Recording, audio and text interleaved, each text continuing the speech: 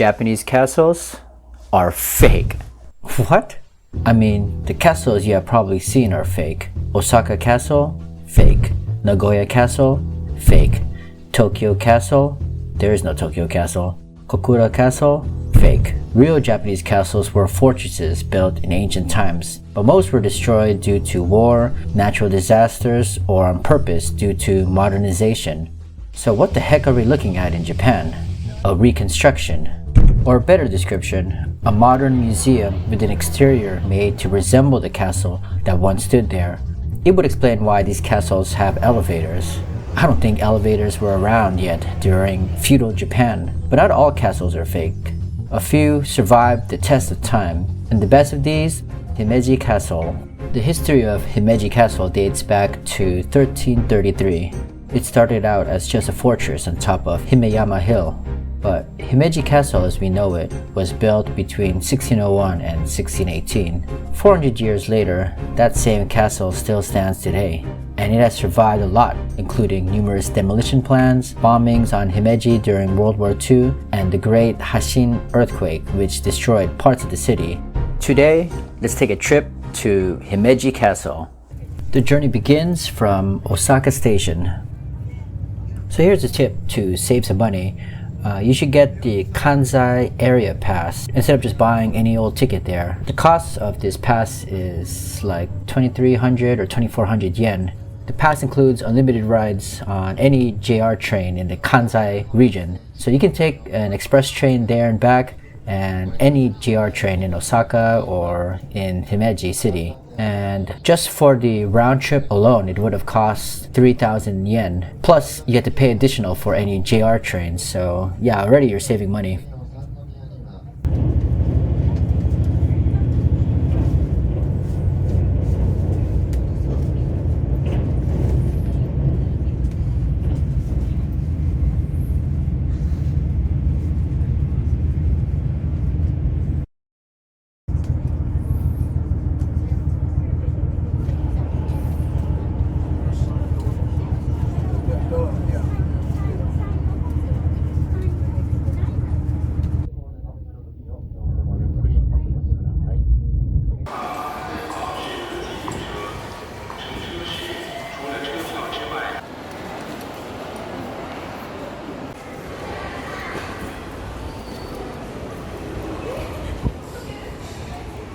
So immediately you can see Himeji Castle from the station, and to get there it's just a short scenic walk, and along the way you can see a bunch of statues like this. And did you know Tommy Lee Jones is synonymous with coffee in Japan? ただもんじゃないね。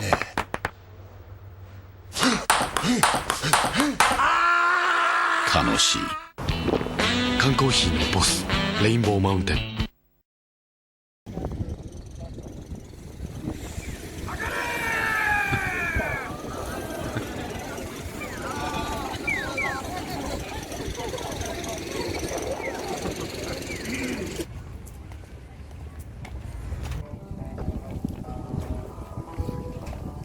Tickets for the castle are 1,000 yen, but you should get the 1,050 yen combination ticket, which includes Kokoen Garden. I mean, the ticket to Kokoen Garden alone is 310 yen, so I mean, for 50 yen more, I mean, you might as well. And I definitely recommend you drop by Kokoen Garden if you are in Himeji.